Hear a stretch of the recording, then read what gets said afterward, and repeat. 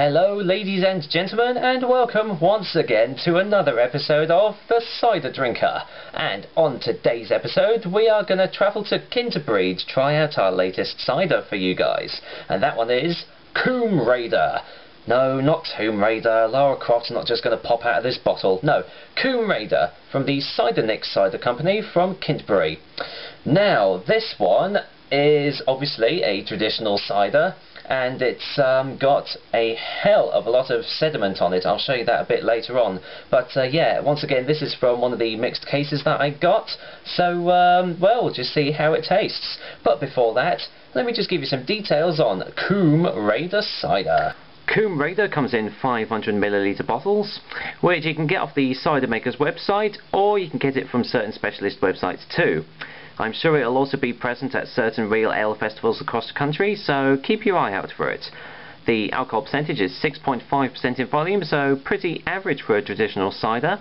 It's a dry tasting one apparently, and the price, like I said, I got this with a mixed case, and I worked out that the price is around about £2.87 for a single bottle, so not bad value for a traditional cider, really. Right, there we go. Well, the bottle is, well, pretty traditional. All it has on it is the front label there, and doesn't really have much on it. It says it's a dry, naturally fermented cider made from pure apple juice, pressed by hand in Kintbury.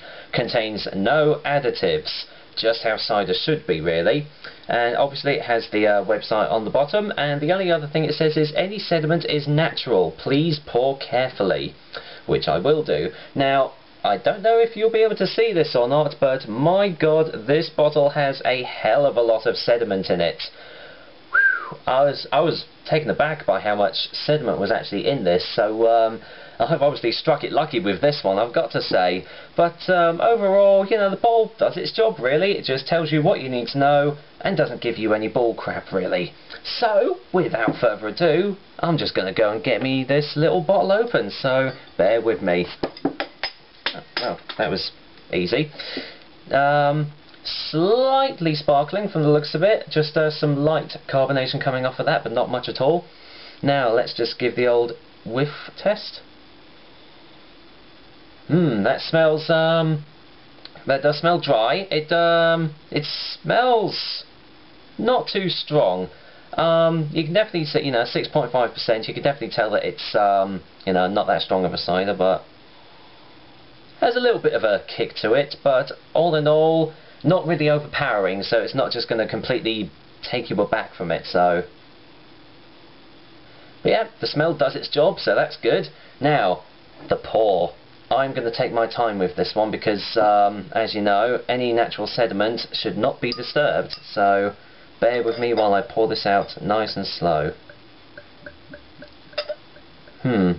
Now, I know with some lagers you shouldn't get a glug in it, but I don't know whether that is the case for ciders.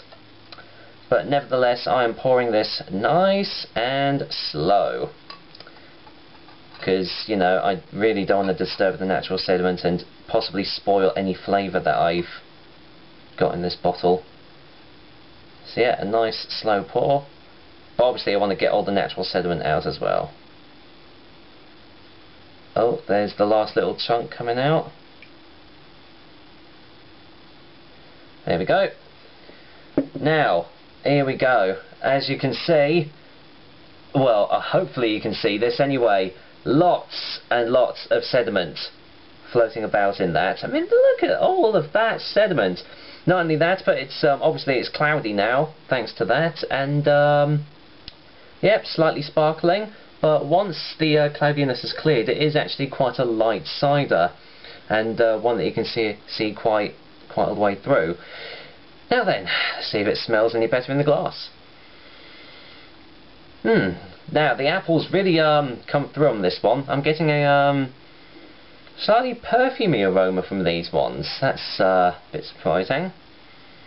But it's not like, you know, these blooming department store perfume smells where it just like makes you choke. It's a really nice, almost like a floral smell to this. But yeah, you can definitely smell the apples, and like I say, it's not too strong. So you can definitely tell this isn't going to completely blow your head off. But there is just one thing left to do, and that is to give this old thing a test. So here I go.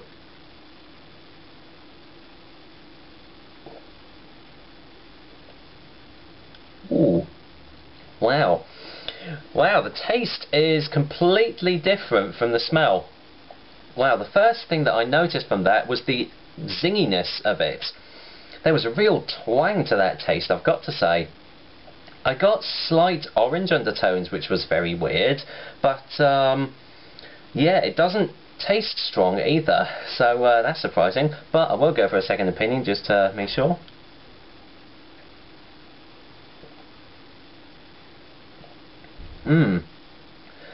Yeah, it has got slight orange undertones, but it's very fruity. I've got to say, a very refreshing taste to it.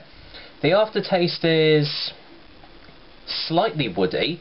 I don't think it's been matured in oak fats, but it does have slightly woody, oaky aftertaste to it. So whether they've just added that halfway through the processing or not, I'm not sure. But you know, that's a really, really pleasant taste, I've got to say. One more try.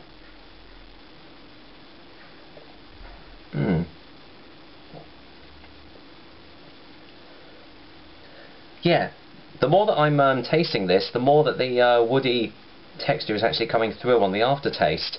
Now, the real good thing is I can't taste the sediment, because I'm a bit picky when it comes to bits. I mean, don't get me wrong, natural sediment in ciders is excellent, but as long as I don't taste them, which is awesome. So yeah, that gets marks up for me. Now, as you can see, as the sediment is starting to settle, it is starting to turn a lot lighter in colour as well. So they're all doing their job properly. Now, one more taste for you guys.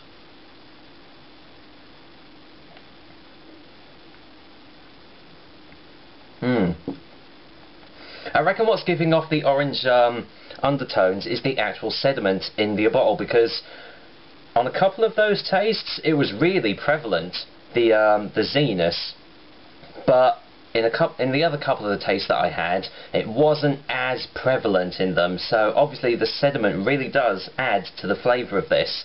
So I'm really glad that I did get a lot of sediment in this bottle, because it really does add to the flavour. But overall, this is a very, very pleasant cider, I've got to say, and it has got a nice mixture and aroma of different flavours to it as well, which really complement each other very well. Excuse me. It is quite a gassy cider though. Whether that's just because I've just had dinner or not, I'm not sure. But yeah, overall, Combe Raider is a very well made cider from the looks of it, and it looks like it's from a very small cider company too. They do quite a lot of different ciders though, which is good. So you know, check out their website, and who knows, you might want to try some of their other ciders, as I'm going to be doing as well. Now, one final taste before the final verdict.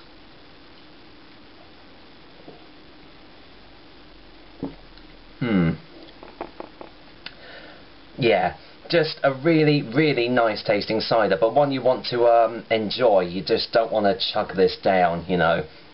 But yeah, a very refreshing, easy to drink cider, I've got to say. It doesn't taste strong at all either, but obviously watch yourself if you are, you know, thinking of going out and partying and driving and everything, because obviously it is 6.5%, so it is a bit stronger than average ciders out there. But yes, overall, Combe Raider is another very, very well made cider, and one that definitely deserves a buy. Combe Raider, for me, gets an 8 out of 10. As you can probably tell, most of these traditional ciders are getting very high marks from me, and that's no surprise really, because all of these ones are proper ciders, you know, none of this sugar or additive crap added into it. This is pure, wholehearted cider made with love. And boy, you can sure taste it.